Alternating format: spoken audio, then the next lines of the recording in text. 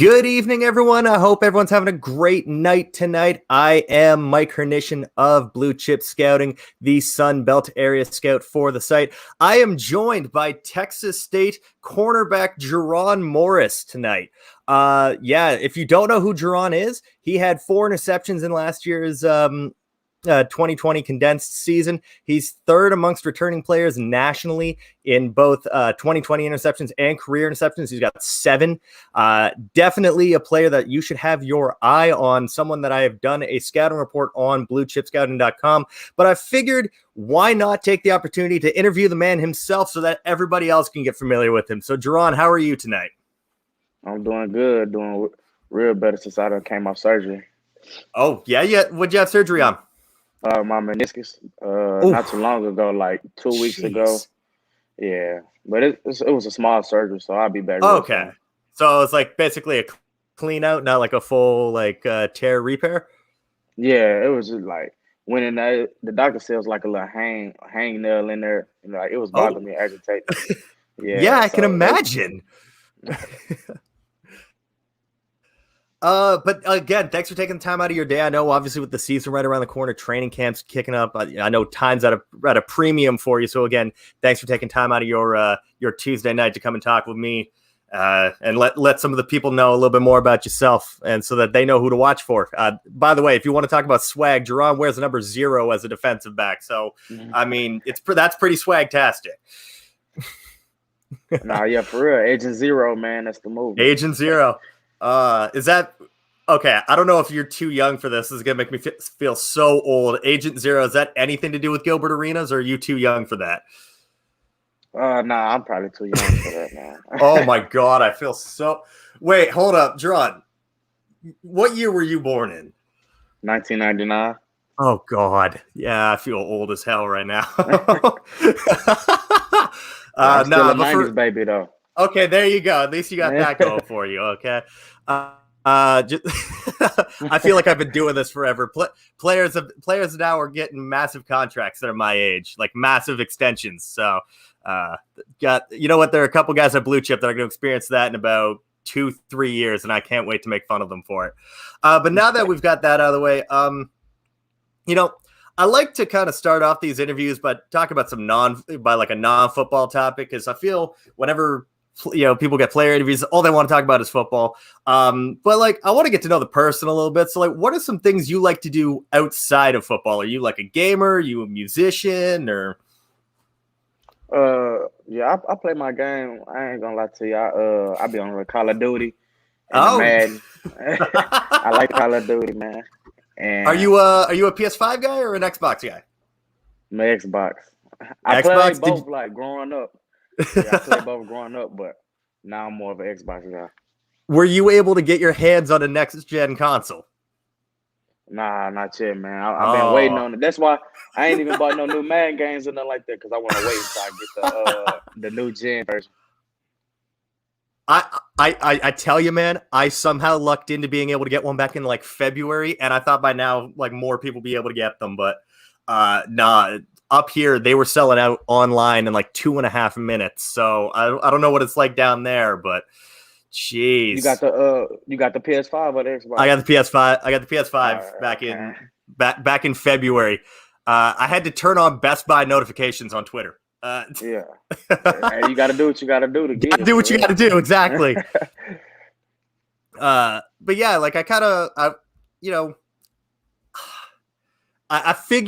I figured that, being in Texas and everything like that, being around, that program, that there had to be something outside of, of football. And, with most players, it is football it is music or video games. So,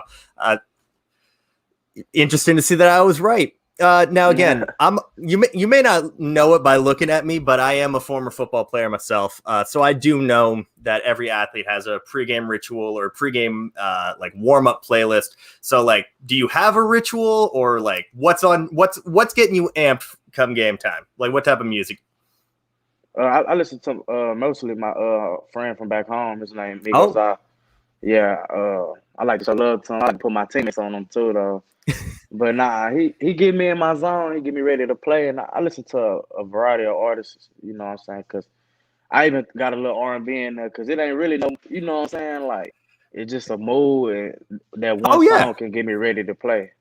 Is that so? So is it mostly like rap and R&B, or do you have like some heavy metal on there at times, or rock music, or Nah, just straight rap, and just I straight rap? sprinkle a little R&B in there sometimes too. Yeah. I, yeah, yeah. See, it's a little different up here in Canada. There's a lot of Drake that gets thrown on. Although, geez, I played Mm-hmm. so long ago that Drake wasn't really a thing. Back when I played some rock music, but yeah, just whatever kind of gets you in that zone. And then any sort of pregame rituals. Like I used to wrap the crap out of. I used to like triple wrap my ankles and whatnot. Like I had to be Yeah. the only one responsible for touching my tape. You have anything like that? Or? Nah, really, when we pull up to the stadium, we go in there, and I go get taped by the same guy. He used to be one of our trainers. His name Dylan. I like Okay. the way he taped me. I like the way he taped me, and then we established this good relationship. He was like, one game, I caught an interception. He was like, "See, you caught a pick this game, so now you got to come to me every game day and come get taped by me." So, I did that too. I have one story back from when I played. We pulled up on this school, and my high school, because I played in high school, was very much a you have to wear the the dress shirt and the tie on game day, and we were walking to the arena to the field where we were playing, and it was up here in Canada back 10 years ago, 15 years ago, having turf fields was rare, so they were always caged up. So I climbed the fence in my dress shirt and football pants, and then did a lap around the field until the opposing team got here, wearing just my tie and shirt, like no shirt, like shirtless, just the tie, Yeah. helmet, Yeah. because I wanted them to know that this dude was not to be effed with, Yeah. because it was. Dude, you're talking November in Toronto weather. Like it is as close to freezing, if not below freezing. Yeah, safe to say that the healthcare professional in the family did not think that was a good idea afterwards. But adrenaline, game day stuff, man. We're gonna move on to some football questions. Doing a little bit of digging on you coming out of high school. You originally committed to SMU for a couple of weeks back in 2017, and then decommitted about 3 weeks later, according to 24/7 Sports, for ultimately landing where you are now in San Marcos with the Bobcats. So what led you to decommit so quickly from SMU, and then why was Texas State ultimately the best school for you? It was a lot going on, I want to say, like as far as when I wanted to commit to them, it was like they didn't want to accept my offer at the time. They wanted to wait on somebody else. Okay. And as far as that, I didn't want to wait, and I wanted to make sure I had me a spot where I can go somewhere. And Texas State, they was doing a heavy recruiting on me, man. They showed the most interest in me, so and that's why I wanted. And I like what we were starting to build too. It was starting to build a culture. We still building. Yeah, absolutely. I kind of looked at that. I went, there's got to be a story behind that. So I figured that was something I had to bring up, because I can't remember the last time I'd seen something where that quickly. But I mean, I don't blame you for leaving if they're waiting on another player, because you want to go somewhere where you're wanted. Yeah. Now, obviously, I've gotten to watch a lot of Texas State games through my recruiting, and you got a wide receiver there as well in Marcel Barbie. He's one of the best in the conference at the position, and you're one of the best defensive backs of the conference. So what are those practices like when the two of you are matched up? It's very competitive, man. Barbie, he's a heck of a player, man. He, you know what I'm saying, he go out, he do his thing, and I try to do my thing. So, and I know, like, when I go against him, like, it's a game, you know what I'm saying, it's one of those type reps. So we try to bring out the best in each other, and we just go compete. And yeah, Barbie, he's a great receiver for real. Oh yeah, dude. The dude makes one-handed circus catches look as simple as breathing at times. It's insane. I couldn't believe that when I was watching him. He caught a pass the other day in practice. Like, I ain't in practice, I just been sitting there watching, but it was it was a deep ball, go ball, and it was just like over the shoulder, but he caught it over the shoulder with like straight hands. Like, you know how most receivers are catching like this. He caught it like, and he squeezed it like that, and I was just like, man, yeah. So he had some catches when I was studying him that were like contorting his body in ways that the human body shouldn't contort, and he still comes down with it. Man, yeah, he's a good player. Like I said, you got one of the best wide receivers there, and you got one of the best defensive backs at, Texas State. Now, sorry, Jarron, you're a little bit of a smaller guy at corner. Site lists you at 5'9". You're listed at 165. Is there any extra motivation when you're matched up against a bigger bodied wideout? Like I noticed in the Louisiana Lafayette game, you came down, boxed out their wide receiver who was listed at like 6 foot 6'1". Is there any extra motivation when you realize that the guy across from you is like 5-6 inches taller than you? Yeah, really. I'm always on 10, like I'm always ready to go. But when I notice there's somebody bigger than me, I try to turn it up because I know I gotta do a little more. It's a bigger body and stuff. So I really try not to let that phase me or nothing like that. So I try to put myself in the best situation, the best position for me to go win and be successful. So you can say, and I notice like with the big receivers, it'd be more of a battle with me. But I feel like it's nothing I can't handle. Yeah, and trust me, there's got to be nothing better than when like that big 6'3" dude from insert school, whatever, is pointing you out because he knows he's got size on you, and you make a play on him. There's some bragging rights for the rest of that game. Yeah, not for real, and that's one thing I work on, like, cause like we got another receiver, and Waydell, he came from I can't remember where he came from, but he didn't get to play last year, so y'all get to see him this year. But he's another good receiver we got too, and holding him. You know what I'm saying? It's more like it puts me more in a better position, like go against that in practice. Height. Mm-hmm. We didn't have that much height in the past years over at Texas State on the outside. So yeah, and that's the thing. Like I mentioned Marcel Barber. He's like 6'1", 6'2", if I remember correctly. He might even be taller than that.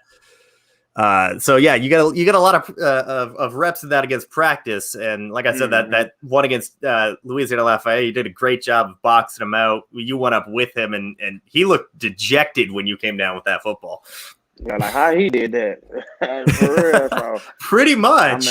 It's not used to, man. Exactly. You and I are talking a little bit off air. There's a lot of talent in the Sun Belt. I think a lot of people are sleeping on the Sun Belt in terms of talent. And I think schools like Appalachian State and Coastal Carolina and Louisiana Lafayette have drawn more eyes over that over the past year. So you've gone up against some good players in that conference. Who was the best wide receiver you matched up with last year? Oh man, because I went against some good receivers. You did. It's hard because it's hard to place them. Like, cause they all be good in their own ways and they all do different stuff. So I want to say Tolbert. I want to say Jalen Alabama. Yeah, he's getting a lot of buzz. He's a good player too. And again, that's another guy where he's got height on you because he's like 6'1", 6'2". He's a jump ball guy. That was actually, I think I got to watch that game. But yeah, like at Coastal Carolina, they've got that receiver, Javon Haley, and Georgia State's got Sam Pinckney. Like, there's some good – you're getting a lot of reps against jump ball wideouts, I've noticed, with these wideouts in the conference. So, again, you're a small dude, but you got some hops. Not a question I thought of before. Is there, like, another sport that you play growing up, like basketball or baseball or anything? Or in high school, I lived in all 4 sports. Basketball, baseball, football, and track. Jeez. What'd you do in track? Did you do sprints? 100 meter? Hey, I did all relays. No, I wish I used to beg my coach to let me do the 100, man. That's my best. I could take off. Yeah, no, because I noticed that there's a play against Louisiana Monroe. I had to watch that entire game, and you guys were just kicking the crap out of Louisiana Monroe. A lot of teams have to do that. It wasn't a great year for them, but towards the end of the game, you high pointed the football and took it back 100 yards. And I think after you had got about 20 yards, they realized they weren't catching you. So I could see that there was some sprinting background, there. So I'm glad to see my eyes didn't deceive me. I wish I could run track right now at Texas State. I don't do it. I could. now that I mentioned the ULM game, you're coming off a season where you had picks in 4 different games. You had 4 picks. You had a touchdown. What game was your best? Did you feel like you were just at your best? They couldn't do anything against you. What game, man? I mean, I know which one I would choose, but which one? Which one do you say? It's hard for me because I feel like I left a lot of plays on the field. You know what I'm saying? So, I think it was ULM. You think ULM? I want to say I don't want to but ULM was more of. Well, yeah, you could say that. Yeah, I say ULM too, though. Yeah, they didn't really throw at me that much, though. Exactly, because they didn't want to test you, and then when they did, they paid for it by giving up 6 points of their own right. Because, well, you had reservations for 6 and weren't going to be late. Yeah, got to be there on time, man. Maybe a little early. Yeah, so I was gonna say, like, what made it your best? Like, they did not want to throw at you, and then when they did, they cost them in the long run. Like, they couldn't go at their best receiver because you had them locked down, and then when they did, because it was crucial, it didn't work out for them. Yeah, I appreciate you, man. I took a look at your upcoming schedule, and you got some good quality matchups this coming year. You open the season with Baylor. You got Florida International, Eastern Michigan's one. You got another matchup with Tolbert at South Alabama. Is there a specific game you've got circled on the calendar? Specific team you want to play? Like, I know you're a Texas guy, from the heart of Texas. Not sure how close you are to a school like Baylor, even though that's a home game, or are you waiting for like a Coastal Carolina to try to intercept Grayson McCall? Yeah, that's why, man. I take every game the same, because I feel like I got something to prove and I got the chip on my shoulder. So every game to me circled on the schedule because I feel like I gotta go out there and do me. So and I know, and you could say Coastal because, like you said, they're returning. They did what they did last year, and they're a good team, man, especially in the belt. And there's a lot of schools and there's a lot of schools in the Sun Belt. Like, it's like you say, it's some games in there, and there's always some competition, and so I can't. Nothing's really taken for granted in this conference. Yeah, so for me, I could say every game, man, because I feel like I got something to prove. So I'm trying to go out there. I got every game circled to show what I can do. Yeah. Now, is there a particular thing that you've been trying to work on over the course of, spring training and whatnot, and training camp, in terms of taking your game to the next level? Like, is there a particular facet of your game? Like, were you trying to put on maybe a little bit more bulk to help with like run support, or were you like what area did you feel you needed the most work on over the off season? Yeah, for sure, coming up and supporting the run, even though like you were saying, get a little bulkier so I can, withstand that the whole game and, and show up and don't, what I'm saying, detail, try to take my game up another level, even in the second half and stuff like that.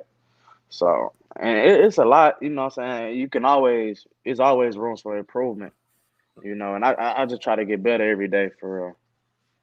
Yeah, no, I mean, I ask that just because, ESPN has you listed at what Texas State had you listed at last year, which is 155 pounds. Texas State has you listed at 165. So would you put on about 10 or so pounds of muscle over the offseason? Or? Yeah, I put on a little something. And see, that's the crazy part because I came into college like 142. I was that in 9th grade, so I can't relate to that. That is when that's crazy. Yeah. I was. Granted, I mean, I'm also bigger than you because I'm 6'2". So being 155 or 160 at my size is not fun. I've been that. It's not fun. Yeah. Although I will say I have like 60 pounds on you. I have no doubt that you'd be able to tackle me. Like. Yeah, for real. It's a clip y'all need to find, man. I'm telling y'all, from my freshman year, I hit this guy from Rutgers. He was like 230, and I picked him up. Boom.